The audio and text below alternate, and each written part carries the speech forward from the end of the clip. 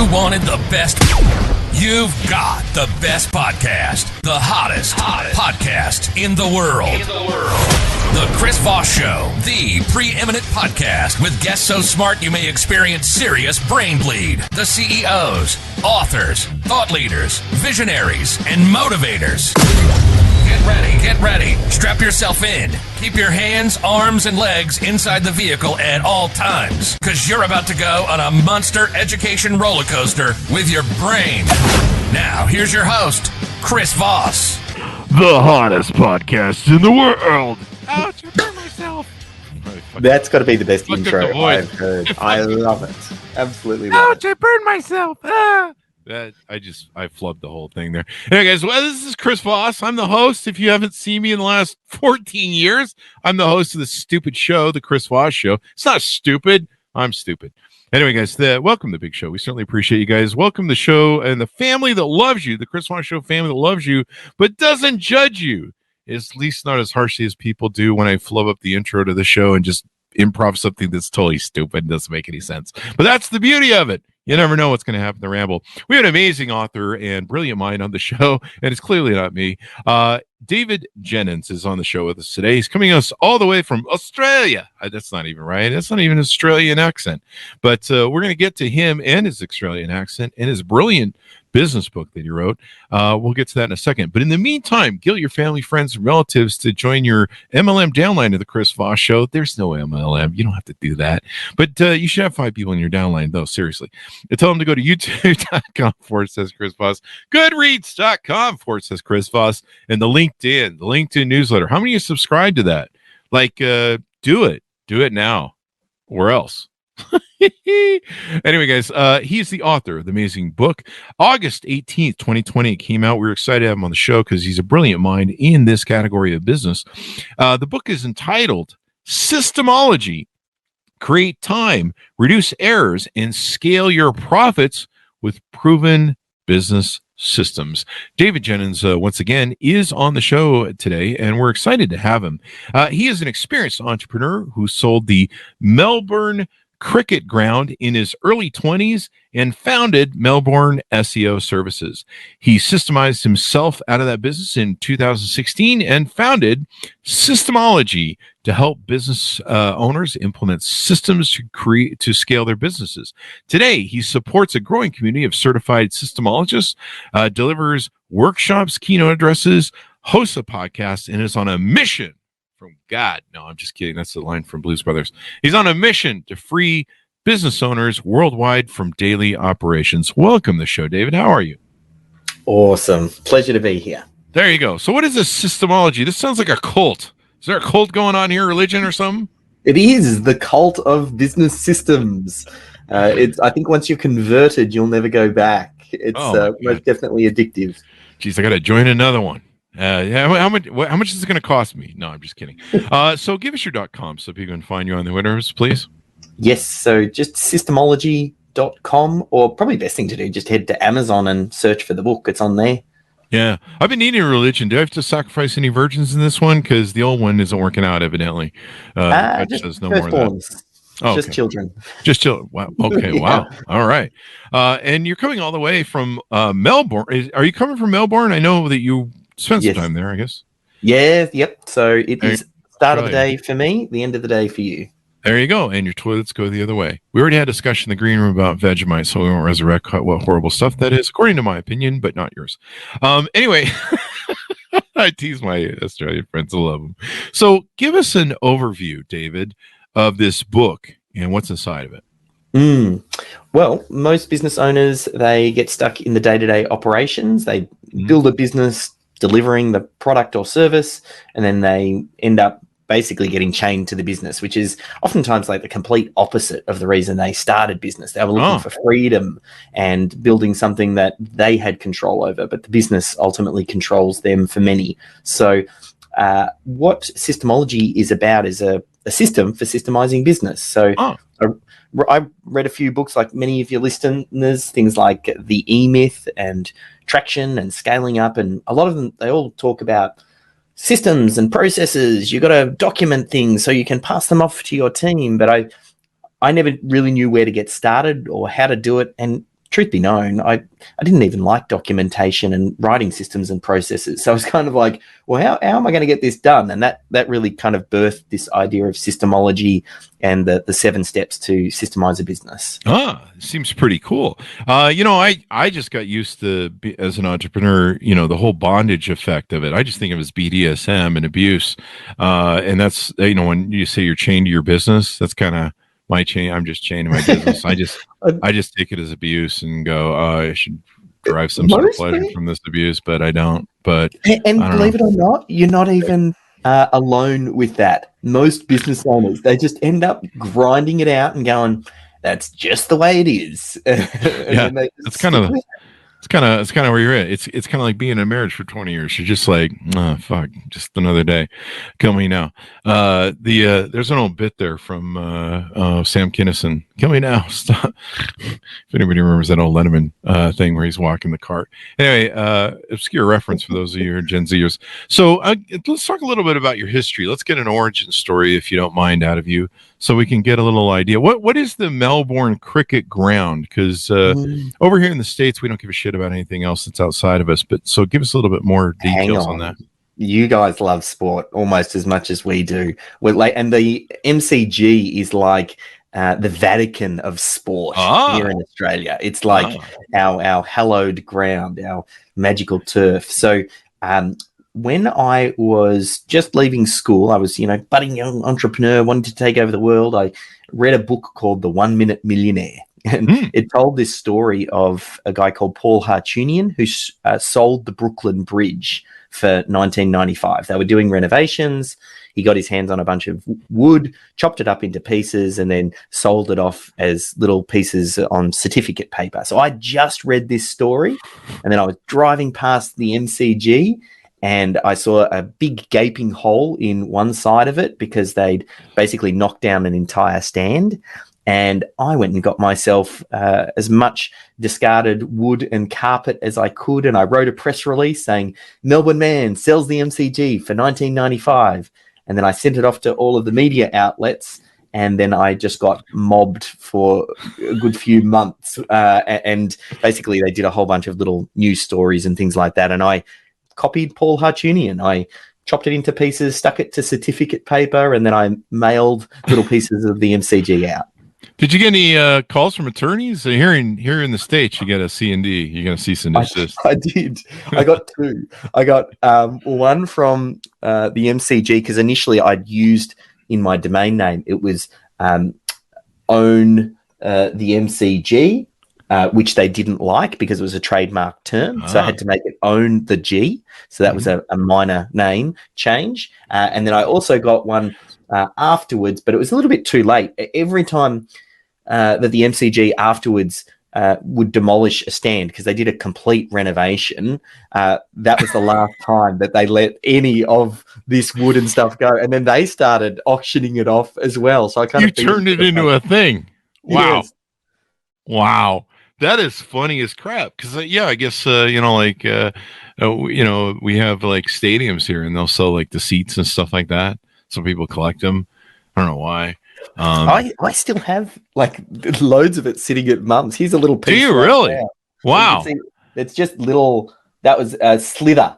So this was taken from one big long plank, and I would basically sell that for $20, and people loved it. Damn. And then you're like, I own a piece of the team. There you go. That's pretty awesome. And then you move from that into, I think, SEO services? So like any budding young entrepreneur, I tried my hands on many different things. And then I settled in the digital agency for quite some time. I got some really good traction there. It was early days of search engine optimization. It was really easy. It was a bit like Midas. Everything you would touch would turn to gold because you just would over-optimize pages and send a bunch of backlinks to it, and it would do really well for local businesses. So that was the heyday for me. But I got stuck in that business. Like I really was on the tools. I was learning the stuff inside and out. I built a small team around me, but every problem, whether it was with clients or team or anything, it would just fall back on me. Oh, wow. And it was kind of like, I feel like it was living a bit of Groundhog Day. I was solving the same problems, doing the same thing again and again and again for about 10 years until we found out we were pregnant. And then I had that moment where I was like, because I was working really long hours, 60, 70 hours a week. And I was kind of like, I don't want to be that dad who's always too busy. I got to figure out how I break this mold. And that's kind of when I went on the search and thought, no, I've got to change this. See, I like being the dad who's too busy because they don't return your calls or ask for money. But I don't have kids. That's why. So there's that. So this is really interesting. So at one point it says here that you reached a point where you moved to the beach and tripled your business. At what point was that? That was just when we found out we were pregnant. I ended up taking, I knew I had a 9-month runway. So I focused heavily on systemising, and I had a lady in the team that was a prime candidate for running the show. And I kind of knew it, but we kind of had groomed her into that, documented a lot of the processes. I removed myself, ended up taking a year off once or shortly after our first arrived. And then we had a second. And then we moved down the coast. And I just completely rewired my brain for the way that business can work. And it's possible to own a profitable enterprise that works without you. Whereas up until then, all of the businesses that I'd been involved in, it was just me doing the thing, grinding it out. And it was kind of like that little connection and that switch. And that's when I kind of thought, you know what, if I was going to start a business from scratch, something that had meaning, and the digital agency was getting run by Melissa, I thought, what would I want to do? And I thought, how about I bottle this whole idea of systems and the approach I used to remove myself. And that's when SYSTEMology got birthed. And Melbourne SEO ran after that for about 3 years. But then Melissa was born out of Atlanta in the States, and she had to fly back to the US. She was here in Melbourne. And then kind of at a crossroads, she needed to move back and couldn't run the business. And I was like, well, I don't really want to get sucked back into that business. So we ended up selling Melbourne SEO services. So that business got sold. And again, that kind of felt like that was a completion for, or the bookend for that particular part of my life. And now I've kind of shifted gears into the systems side of things. There you go. So SYSTEMology bills itself as solving the problem with a proven step-by-step business systemization framework designed so that even the busiest business owner can deploy it. And you talk about one of the problems that I always had, and I think a lot of people have. You ever seen that like guy who spins plates? And he's got like a whole bunch of plates on stage, and he's got a little pole that spins the plates, and he has to keep running up and down, keeping the plates spinning, and adjusting them and stuff. Yeah. That's kind of how I felt. Or kind of like, one of those guys in a ship where you're trying to stick your finger in all the holes, or a dam where you're trying to, you're over in Dutch land or whatever, trying to, poke all the holes and fill them. And eventually you run out of fingers. You're like, great. We're going to flood for sure. Yeah. That's such a common problem business owners feel that way. And then oftentimes they'll even think to themselves, maybe I just need more staff to solve this problem. And then they hire more staff. But then that just means you've got another plate to spin, because now you've got to keep them busy and load them up with tasks and let them do their thing. And you work through a bunch of team members. But before you even get to your work, the first person, you've got to go back to the start and load them up again. So it's a very common problem. And that's the circuit breaker here, is to identify the essential, repeatable, delegatable tasks, capture them and systemize and codify them. So that way they can get delivered to a certain standard. That way new team members can come on board and they can follow this new process. And that's how they get up to speed without needing high valued, highly skilled team members looking over their shoulders, watching their every single move. And that then takes them away from doing their highest value tasks. And it starts with the business owner, but it's the same with all great team members. They just get busy in that day-to-day operations, and you have to find a way to be able to capture what you're doing and delegate it down. There you go. The hardest part, I was lucky with my 13-year business partner, and that we built a lot of companies with, and we've been best friends for 22 years. And I was lucky that I could be the visionary CEO. So I could go out and vision stuff, and I could kind of build the systems, and I could give them to him, and he would do it. And he was good at the rudimentary, boring day-to-day stuff. He liked that. Like if you asked him for ideas or, hey, you got any ideas? He'd just look at you, the bankster, like, I got nothing, man. And it was kind of that way. But he was really great. Someone I could trust and someone who could do everything all the time, over and over and over again. And he liked that. It was very comfortable for him. And he was very good at it. And so we made a great team because we had, he could implement the systems that I would design and improve on them. And then I would be the visionary running around like a crazy head going, I have a vision.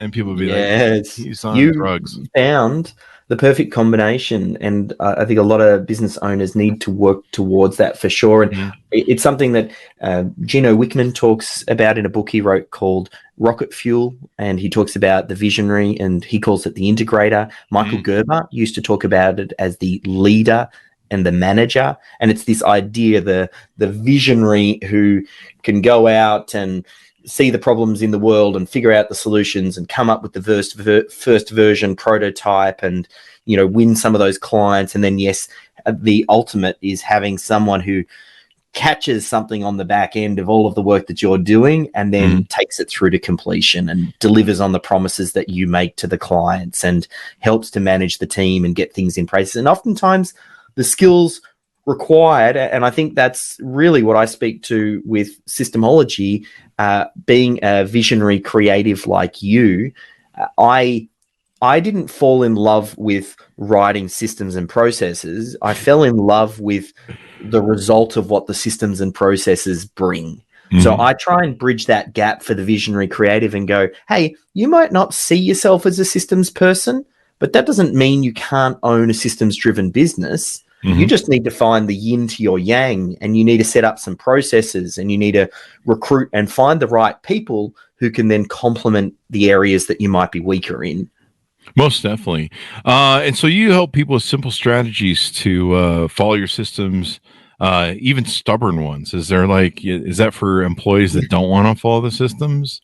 Pretty much. When you first start, don't you just fire those people? Some people do, but you need to sugarcoat it. So it sounds a little bit nicer spin. Firing them. Yeah. Or as we like to call it, leadership. You give them every opportunity and you set it up so that they can jump on board. But there are some people who just aren't systems minded. And I tell this story. I had my dad created a thing called the Sheet, which was for my brother and I, and it was the very first system that I ever saw. I was 8 years old at the time, and Dad gamified everything for us, where he basically said, clean your bedroom, get 10 points. Go to bed by this time, get 20 points. Be good to your brother, get 30 points. And over the course of the week, you would earn points for all of these activities. That is awesome. Yeah, then it would get added up, and then at the end of the week, he had this little scoring legend, which would then determine how much money you made. Now, dude, you need to make a book on that for parents. I do. Because in my household, it was like, you want to make your bed? There's going to be the beating. I'm just kidding. See, but, Dad would rattle his belt and pretend like he was taking it off. He'd give that belt shake, and you'd be like, shit, he's going to take it off. I better go do what he says. Yep. There are two ways to lead. So that's true. I like your way better, though. That's right. So we'd learn these points. But what I found really interesting was I embraced the Sheet. I learned how to play the game. I played it full out, and I got maximum money to the point where Dad said, hey, you're going to bleed me dry with how much money I'm paying out. But my brother, on the flip side, was the complete opposite. He hated the Sheet. He didn't want to play the game. He didn't do anything. So he went one way, I went the other. And it made me realize some people are systems minded and some aren't. And in your family, you don't get to choose. But in business, you do. It's your business. So choose people who fit with the way that you want to run your business, because that's your choice as a business owner. And if you do that, it'll make your life easier. It definitely will, because you just fire those people, get them out of your way. Yeah. I'm Or horrible even at that. like avoid them up front. Like if you build a good recruitment system that screens them up front and you ask some questions and share some systems and processes and say, this is the type of thing that you're going to be doing day to day, and you tell it to them right up front, it repels those who don't fit with that culture and it attracts those that do. So There you go. part of the secret is in the recruitment up front, but then the other challenge, which is what the book also speaks to, that resistance, the stubborn staff, which are the ones that have been with you for 5 years, 10 years before you've introduced this systems culture. And that's the hardest bit. It's how do you change people who are already stuck in their ways? And like you said, maybe you just fire them. Yeah, write them up, whatever. Let HR handle that business. But yeah, if you hire well, you're going to do well. So there's a lot of details in the book that people should read. But one of the things you found that systems-centered businesses get higher multiples and sell for top dollar. I think people want to know how to get higher multiples in the company. So tease out a little bit of that, if you would, please. So great example of this. We had a lady called Jenyns Farron who runs a business called Diggy Doggy Daycare. And it was a doggy daycare center. People would go and drop their dog off for the day and they'd look after them, walk them, feed them, do all the rest while the human would go off to work. That's what I do with my kids. Yeah, that's right. Just have them walk them off. And her business was really great. She'd been running it for, I think it was 13 years, and she'd been running it with her sister. And she got towards the end where she kind of went, look, I've kind of had enough. They built up the location and it was performing really well. And she started to think about an exit. And she knew that the two things that the acquirer is going to look for is financial performance, and for the bigger acquirers, they want to go, is there a system and a process where even if the key team members leave, the business will continue to function? So a way to de-risk a purchase, which increases the value, is to have systems and processes, because it then makes it easier for the business to continue to operate. So she went through this process over the course of 12 months where she improved the financial performance, stepped out of the day-to-day, documented all of the processes, and then ultimately got acquired by a company called Petstock, which is a big listed company here in Australia. And she got a very high multiple. And the reason they bought it, they said, look, it was the financial performance and the systems. And they said, what we want to do is we see your store as a franchise prototype, and we want to roll this out and basically put Diggy Doggy Daycare stores inside our bigger Petstock stores all around Australia. So they bought it as a franchise prototype, and that really will get you the highest multiples. And whether or not you're bought by some big corporate or you're bought by Joe Bloggs down the street, any buyer wants to make sure that the business is going to continue to run after you walk out the door.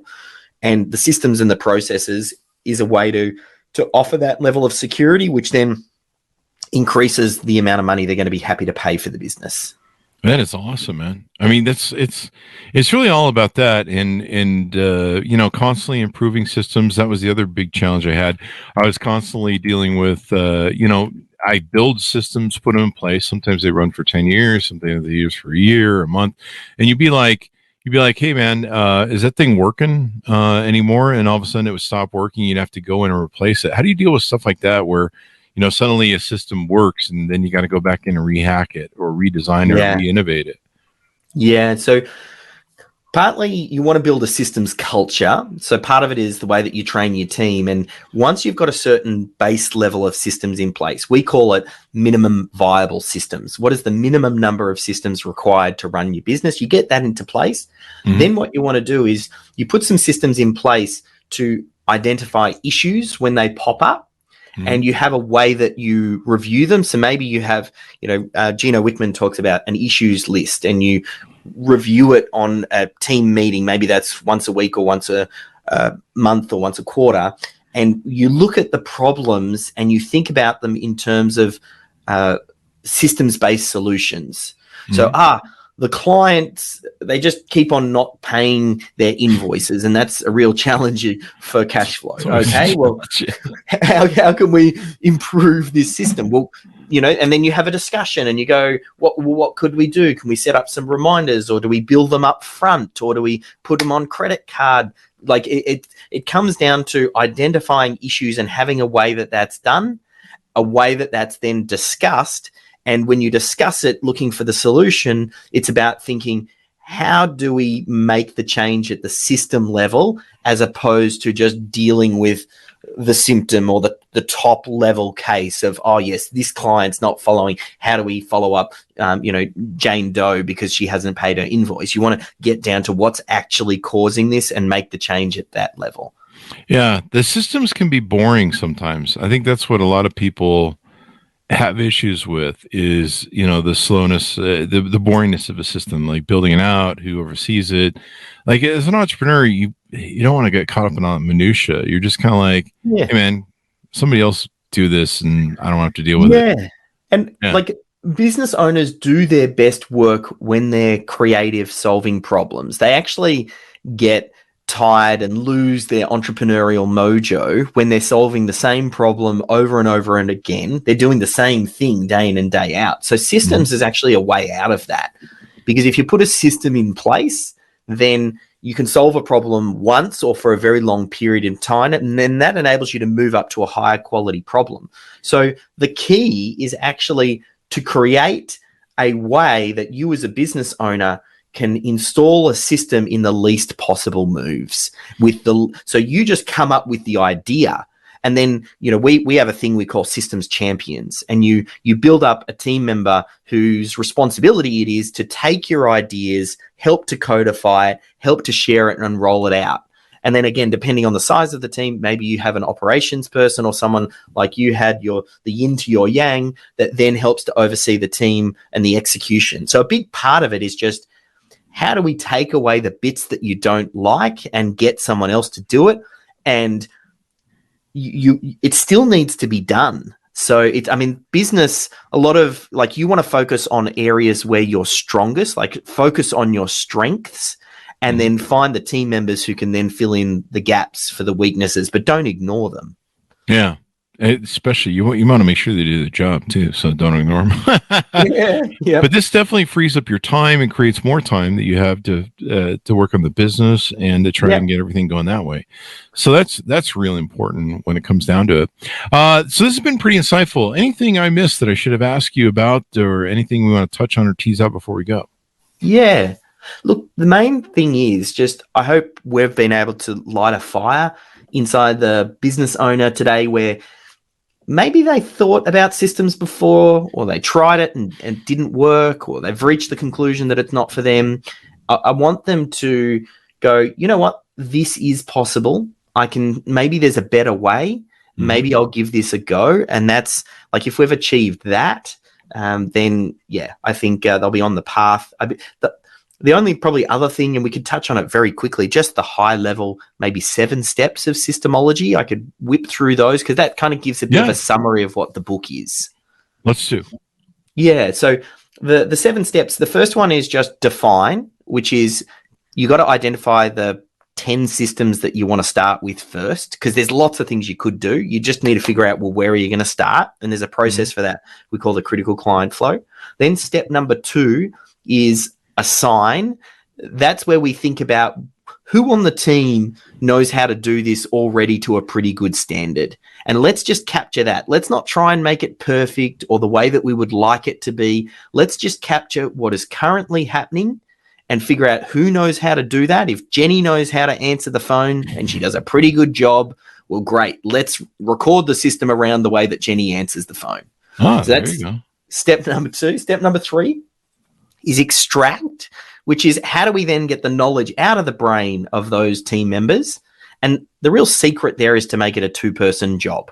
So someone who knows how to do the thing, Jenny, but then maybe get someone else who's your systems champion who can then watch the way that Jenny does it. Maybe she records a video, or maybe she does a little audio dictation, or whatever it ends up being. Just make it really easy for Jenny to get it out of her head and then have someone else document it. So that's step number 3. Step number 4 is then organize, which is where is this knowledge going to sit? Like, you want to have it centrally located so everybody on the team can get to it when they need it. Then step number 5 is integrate. That's how do we get the team on board? How do we get them to buy in? And the secret there is just frame everything in terms of the benefit to the team member. Quit thinking about systems like, hey, the systems are going to make me rich as a business owner and I'll be able to sell my business for a high multiple. And like, how does it make the team member's life better? Mm-hmm. And then step number 6 is what we say is scale. And that's all about, well, what are the systems in addition to those 10 systems that we identified up front that are important? Things like recruitment and onboarding and some finance systems. And then the last step in systemology is optimize, which is now that you have your minimum viable systems in place, how do you then create the system to listen to your business? And much like what we talked about on earlier, which is how do you identify issues and how do you solve them at the systems level? But if you follow those 7 steps, that kind of takes you from, I don't really have any systems in place to now I've got the minimum set of systems I need to run my business. There you go. This is really insightful, and it's something that people really have trouble with, especially I think if you're a visionary CEO. You like the design, you like coming up with the idea, but then the minutia of it, the work, the breakdown of the systems, and you're just like, I would just, like I said, I was lucky enough to have a really good business partner who could manage that stuff. And if you're smart enough, you can hire the people that can really apply that and make it work. But, you've got to be able to monitor things. Like I wrote about this in my book, and I used to walk in. I learned this from being an entrepreneur at my first company, where I was an entrepreneur inside of a big corporation that wasn't mine. And I learned to walk around our systems and departments and go, hey, why are we doing this way? And they'd be like, no, we always did it this way. So guide by a former tower do it this way. So we always do it this way. And I'd be like, there's some pieces here that I think we could innovate and take that piece out of the system and process and this system and maybe change that a little bit and take out some of the steps and end up saving some money and some speeding things up a little bit. They'd be like, that's a good idea there. And so I had that talent, which transposed itself into my business. And being able to look at things, sometimes I would walk into my company and be like, who the hell designed this stupid ass system? And they'd be like, you did? And I'd be like, hey, that guy's dumb. Sometimes I'd sit and look at it and go, okay, well, there's some ways we can constantly, you constantly need to be improving things, because if you don't, your competitors will. Yeah. And then sometimes I'd look at it and analyze it and I go, this is a pretty good system. Whoever designed this was pretty smart. Me. And but most times it was like, well, what did you do? But yeah, there's always ways to improve everything, and constant change. I mean, and you just hit the nail on the head on what the business owner should be doing. And even when you were an entrepreneur, like it's the same thing. Like your mind is wired that way. Mm-hmm. So you want to create the systems and the machine around you to allow you to do that, because not everybody can think like that. And it's how do we take the ideas out of the business owner's head, capture that, and then make sure that it can be delegated down or passed on or on-trained to another team member. And that's really what you got to figure out, because that then helps you grow and scale. It does. It's one of those things where, it used to frustrate me. My old CEO could walk into the room and you could have been working for 2 months on something, trying to resolve something. And he had that fresh look that he would bring to some sort of system. And he'd walk in and be like, what are you doing there? I'm like, hey, we're building this thing and we can't get it to work. And he'd be like, you do that and over there and everything, that'll work. See you, bye. And you just be like, motherfucker. But you have those fresh eyes, and that was his real trick. He could come in, but he also had a trick that I learned where he could see outside of the box. And so he could look at things from the outside and not be lost inside the cog of the wheel or the minutiae and do that. So really brilliant.